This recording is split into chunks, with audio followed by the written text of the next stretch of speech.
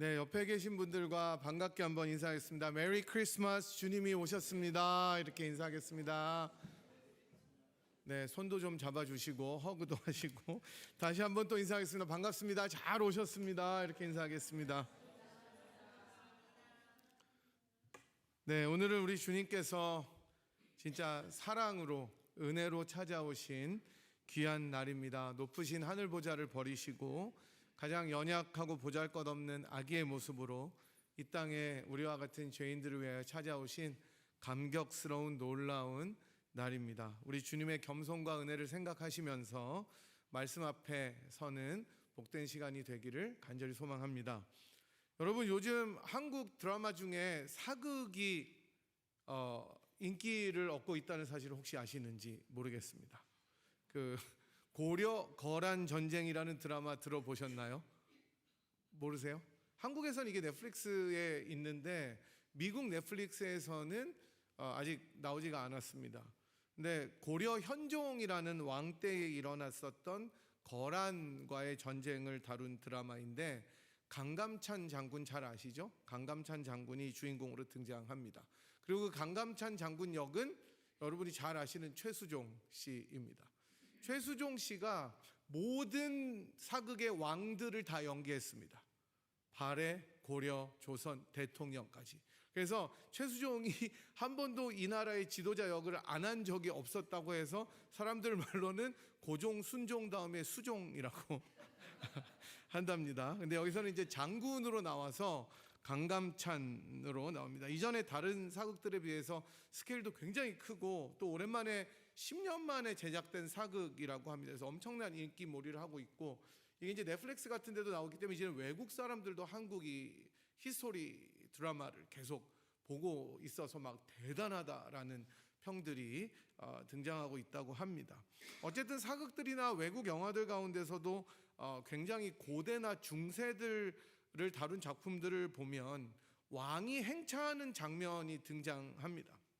큰 위엄과 영광을 갖추고 될 수 있으면 가장 멋있게 그 기세를 뽐내면서 많은 신하들의 호위와 환영을 받고 행차하는 왕은 모든 백성들 앞을 지나갈 때 그 백성들이 엎드리고 조아려서 경배하게 됩니다. 이렇게 존경과 존중을 받게 되면서 행차하죠. 조선시대를 비롯해서 왕이 다스리던 시대에는 왕이 행차할 때 합당한 예법들이 반드시 있었습니다.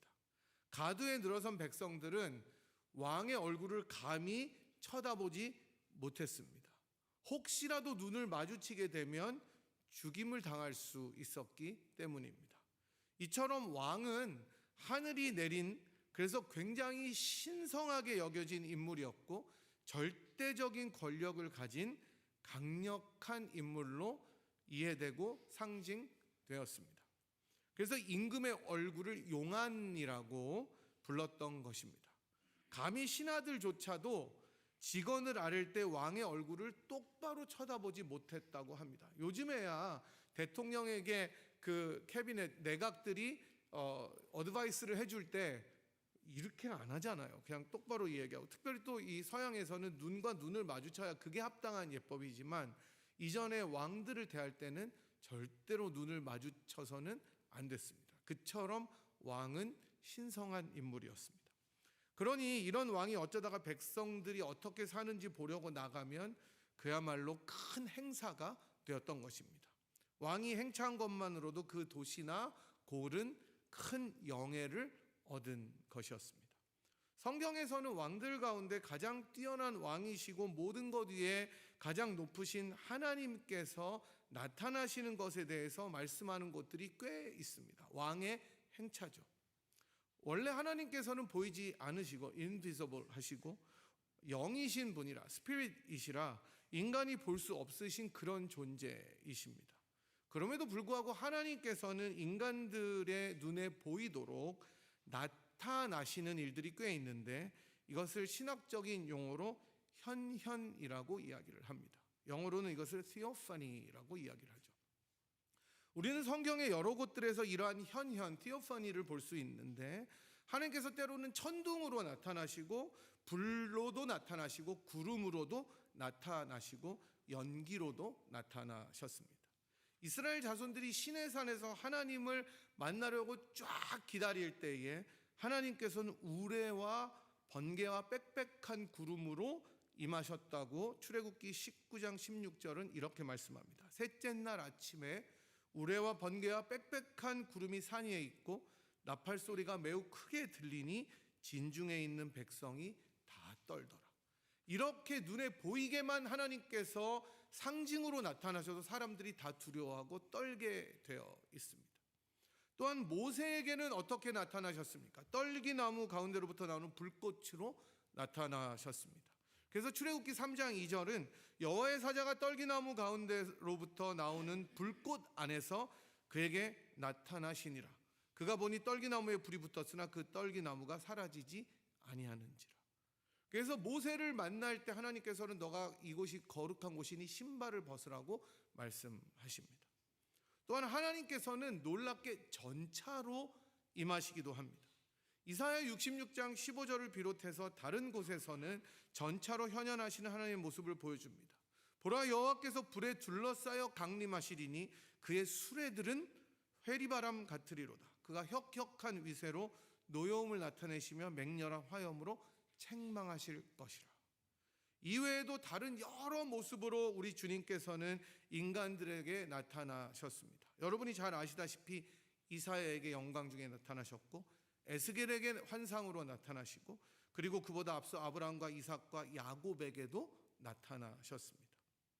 특히 우리 교회 이름처럼 브니엘은 무슨 뜻입니까? 하나님의 얼굴을 보다라는 뜻이죠. 야곱이 야복 땅에서 마주친 하나님의 모습은 현현의 대표적인 사건이라고 할 수 있을 것입니다. 하나님이 직접 나타나셔서 야곱과 레슬링을 하시는 것이죠. 그래서 야곱이 다 그 하나님이 떠나신 다음에 내가 하나님과 대면해서 보았으나 내 생명이 보존되었다라고 고백했던 것입니다. 이렇게 하나님께서 현현을 통해 인간들에게 나타나셨던 목적은 하나님의 영광을 드러내시는 것입니다. 인간들이 떨고 두려워하기 때문에 하나님의 영광이 그렇게 장엄하게 드러나는 것이죠. 이것을 반포하시기 위함입니다. 하지만 동시에 하나님께서 나타나시는 것은 심판을 가져오시는 목적도 있으셨습니다. 또한 이것을 통해 조금 전에 말씀드린 것처럼 하나님을 두려워하고 하나님의 종들을 진정한 하나님의 종이라고 인증해 주는 역할도 하는 것이 현현이었습니다. 그런데 이러한 하나님의 현현 가운데 가장 놀랍고 중요한 한 가지는 무엇이겠습니까? 그것은 여러분들이 아시고 생각하시는 것처럼 하나님께서 사람이 되신 것. 다시 말씀하자면 말씀이 육신이 된 그런 사건입니다. 요한복음 1장 14절은 아마 여러분들이 다 외우시는 말씀이라고 생각하지만 혹시 몰라서 캡션을 넣었습니다. 말씀이 육신이 되어 우리 가운데 거하심에 우리가 그의 영광을 보니 아버지의 독생자의 영광이요 은혜와 진리가 충만하더라. 그리고 이와 더불어 중요한 말씀은 빌립보서 2장 6절부터 8절까지 나오는 그리스도 찬가라는 바울의 찬양입니다. 그는 근본 하나님의 본체시나 하나님과 동등됨을 취할 것으로 여기지 아니하시고 오히려 자기를 비워 종의 형체를 가지사 사람들과 같이 되셨고 사람의 모양으로 나타나사 자기를 낮추시고 죽기까지 복종하셨으니 곧 십자가에 죽으심이라. 이 마음을 품으라고 빌립보 교인들에게 바울은 당부하고 있는 것이죠. 하나님의 현현하신 사건들 가운데 가장 중요하고 핵심적인 것은 다름 아닌 예수님의 성육신입니다. 눈에 보이게 오신 것입니다.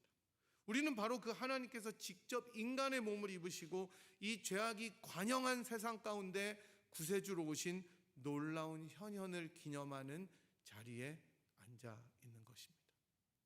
그리고 이 하나님의 오심, 하나님의 현현은 모든 구약의 백성들이 그렇게 바라고 기대하고 소망해도 볼 수 없었던 놀라운 일이었습니다. 우리는 이것을 체험하고 오늘 하나님께 감사하며 경배하는 자리에 나와 있는 것이죠.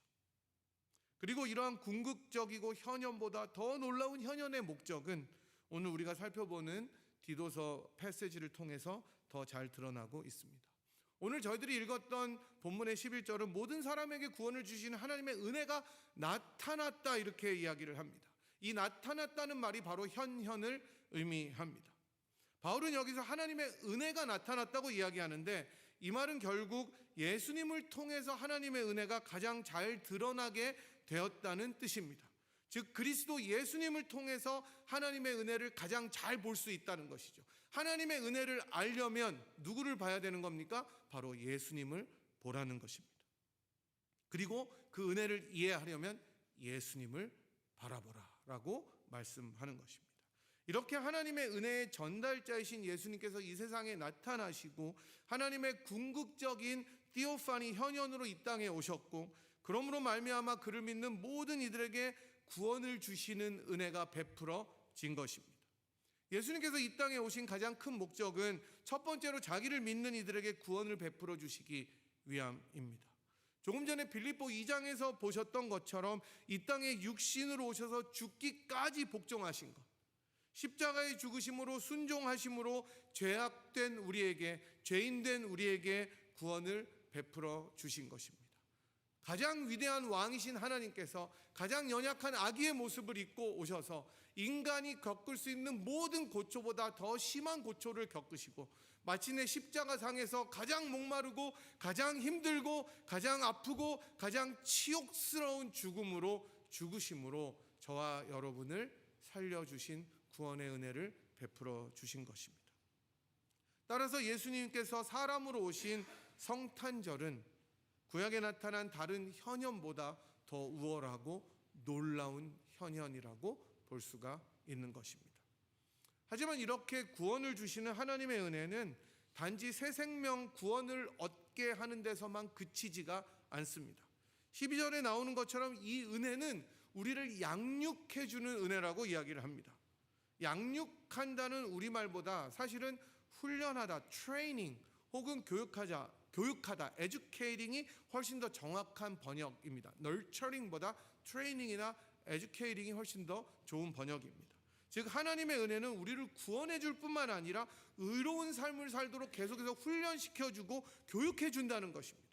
은혜를 알아가면 알아갈수록 그 십자가의 능력과 성육신의 기쁨과 감격을 알아갈수록 그 은혜의 중심에 서 계신 그리스도를 알아가면 알아갈수록 신자들이 깨닫게 되는 것은 내가 거룩하게 살아야 되겠구나라는 점입니다. 은혜를 체험했는데 계속 그 가운데 머무는 것이 아니라 그 은혜를 통해서 우리를 보다 거룩한 삶을 살도록 훈련시키는 하나님의 음성을 듣는다는 것입니다. 그 구체적인 내용이 경건하지 않은 것과 이 세상 정욕을 다 버리라는 말에 나와 있습니다. 저는 이 말이 우리들의 단지 행실만을 가리키는 것은 아니라고 생각합니다. 우리들의 어떤 행동, 우리들의 어떤 겉모습뿐만 아니라 우리들의 전인격 모든 사람됨, whole person을 가리키는 것이기 때문입니다. 은혜를 체험한 사람들이 훈련받고 교육받게 되는 것은 그야말로 whole person 전인격적인 것입니다. 다시 말씀드리면 신앙의 인격이 자라가야 되는 것입니다. 어리든지 나이가 많든지 젊든지 늙었든지 남녀든지 노소든지 상관없이 신앙의 인격이 그리스도 안에서 자라가도록 은혜는 우리를 인도한다는 것입니다. 예수를 믿고 은혜를 체험할수록 더 좋은 사람이 되어가야 합니다. 이게 굉장히 중요합니다. 신앙은 좋은데 엄청 차요. 싸가지가 없어요. 죄송합니다. 루드해요.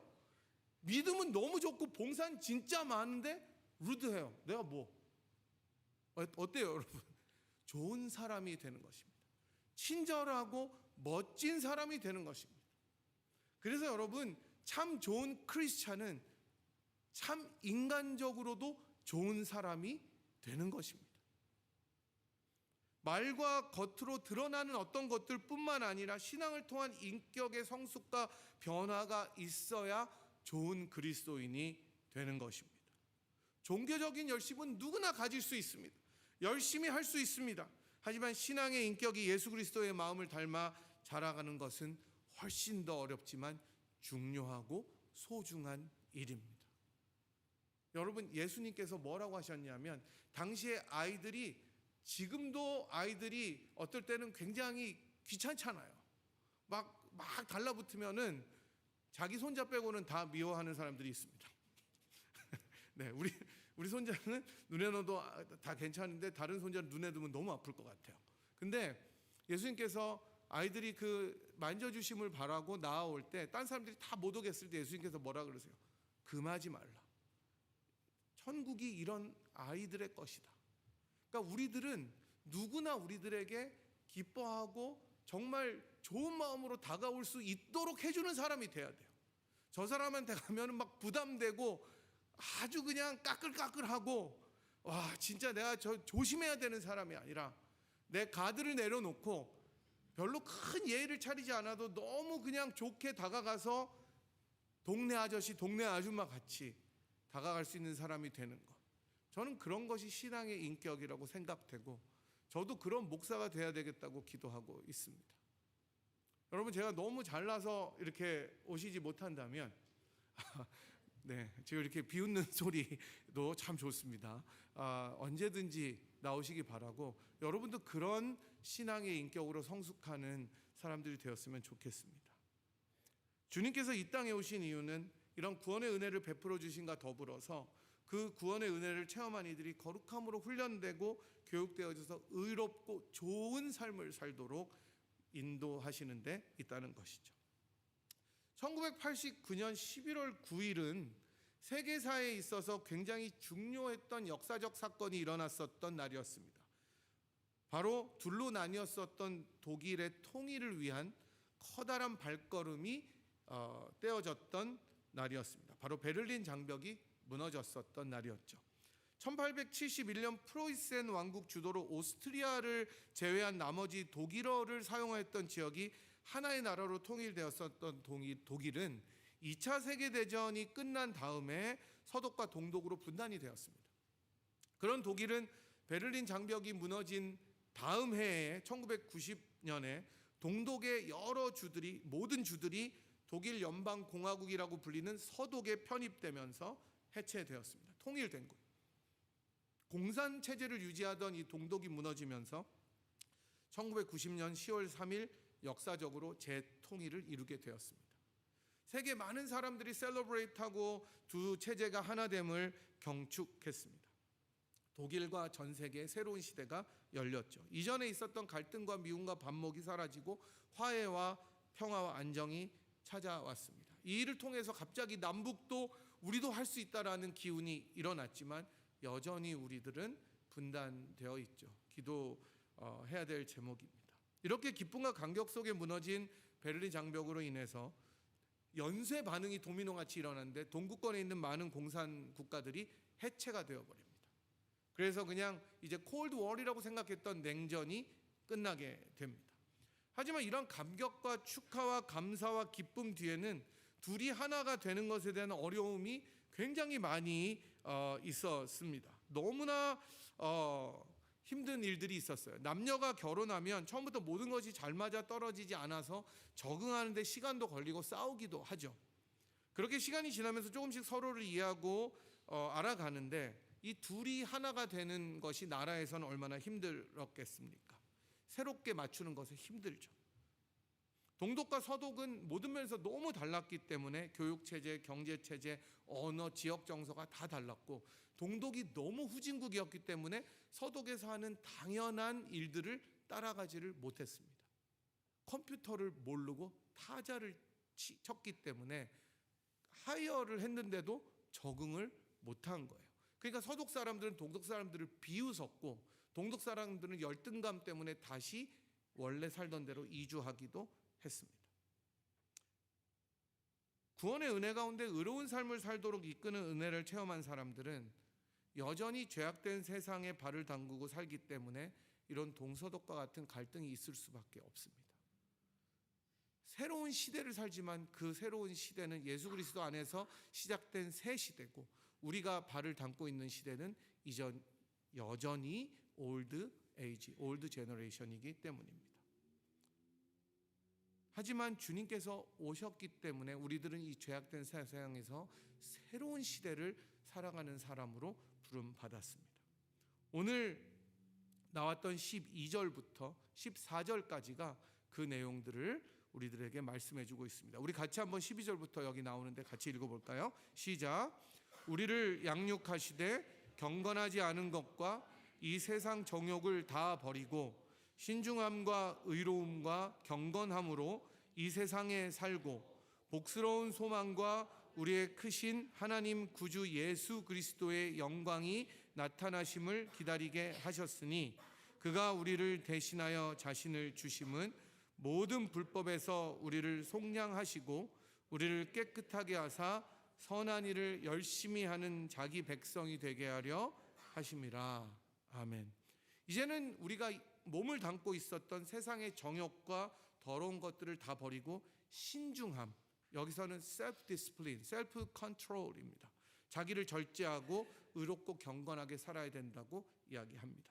그리고 이제 바울은 다시 한번 예수님께서 나타나시는 것을 또 언급하는데 그것은 예수 그리스도의 영광이 다시 나타나게 될 second coming, 재림에 대한 이야기입니다.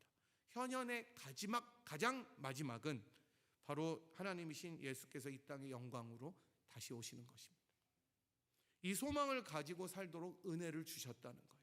그러니까 은혜는 우리들을 구원하고 이 땅에서 복스러운 소망으로 살게 하고 그 예수님이 오실 소망을 기다리게 하는 것입니다. 이 소망 가운데 이제 주님을 믿는 사람들은 깨끗하게 됨으로 선한 일을 열심히 하는 하나님의 백성으로 살아가도록 부름 받았습니다. 예수님께서 이 땅에 오신 이유가 바로 이러한 일들을 해주시기 위함입니다. 많은 사람들이 성탄절의 이유와 목적을 잃어버린 채로 홀리데이라고 즐기며 선물을 주고받는 이 시대에 우리는 다시 한번 주님께서 이 땅에 오신 이유를 기억했으면 좋겠습니다. 인간의 모습으로 이 땅에 오셔서 우리를 구속하시고 그의 선한 일에 동참하도록 하셔서 경건함으로 살아가도록 인도하시기 위한 예수님을 다시 한번 왕으로 모시고 경배했으면 좋겠습니다. 여러분, 그가 오신 이유라는 찬양은 이러한 가사로 주님께서 이 땅에 오신 이유를 이렇게 노래하고 있습니다. 이 세상 가장 아름다운 순종의 눈물, 온 세상 다시 빛나게 한 생명의 눈물, 그가 이 땅에 오신 이유 죽어야 살게 되고 져야만 승리하는 놀랍고 영원한 신비, 지으신 그대로 회복시킨 우리의 창조주 그리스도, 십자가의 길로 아버지 뜻 이루셨네. 그가 이 땅에 오신 이유, 이제 우리에게 맡겨진 그 소망, 그 사랑, 그 생명, 아름답고 눈부신 십자가의 길, 우리가 이 땅에 살아갈 이유, 그가 이 땅에 오신 이유 죽어야 살게 되고 져야만 승리하는 놀랍고 영원한 신비. 그렇습니다, 여러분. 가장 아름다운 순종의 눈물과 생명의 눈물을 통해서 아버지의 뜻을 이루어 주신 그 주님께서 꼭 지고 죽어야만 우리를 살리실 수 있었기 때문에 질 수 없는 그분이 죽음에 지시고, 그리고 주님께서 그 눈물로 승리하시고 죽어야 살게 되는 그 역설로 우리들을 구원하신 그리스도를 생각하는 성탄절이 되었으면 좋겠습니다. 그리고 그 주님께서 다시 한번 가장 큰 영광으로 이 땅에 우리를 찾아오시는 그날에 우리가 정말 주님, 내가 여기 있습니다. 내가 주님을 기다렸습니다. 주님의 나타나심을 내가 소망하고 원했습니다라고 주님 앞에 찬양하면서 서시는, 그래서 우리가 이제 앞으로 부르게 될 찬양처럼 영광을 높이 계신 주님께 올릴 그날을 소망하면서 오늘 하루와 이 세상을 힘있게 살아가시는 우리 모두가 되기를 살아계신 우리 주님의 이름으로 간절히 축복하고 찬양합니다. 아멘. 한 목소리로 한번 기도하도록 하겠습니다. 아기의 모습으로 우리를 찾아오신, 그래서 우리를 구속해 주신 아기 예수께 감사하는 기도 드리시고, 하나님 이 세상에 살며 경건함과 의로움으로 좋은 그리스도인, 좋은 사람이 되게 하여 주시고, 또 우리가 주님 다시 오실 소망을 가지고 주님 오실 날을 기대하며 살아가는 인생이 되게 하여 주시옵소서. 그런 가정 되게 하옵소서. 교회 되게 하옵소서. 우리 한번 한 목소리로 간절하게 주님 위해 기도하도록 하겠습니다. 같이 기도합니다. 하나님 아버지, 우리가 주님을 알기 전에 아직도 죄인 되었을 때에 주님의 은혜가 우리를 발견하고 우리들을 찾으시고 우리들을 구원하여 주시니 감사합니다. 그 하나님의 은혜의 중심에 그리스도가 계시고 아기의 모습으로 우리들을 찾아오신 그리스도를 이 시간 높여드리고 감사를 드립니다.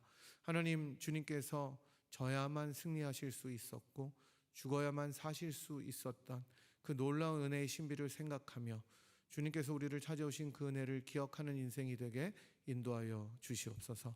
우리가 그리함으로 말미암아 구속의 은혜뿐만 아니라 이 세상을 살아가면서 우리를 경건으로 인도하신 하나님의 은혜에 순종할 수 있는 그런 마음을 허락하여 주시고 좋은 신앙 인격으로 좋은 신자, 좋은 그리스도인, 좋은 사람이 되어 많은 사람들에게 하나님의 은혜를 전할 수 있는 그런 인생이 되도록 은혜 베풀어 주시옵소서.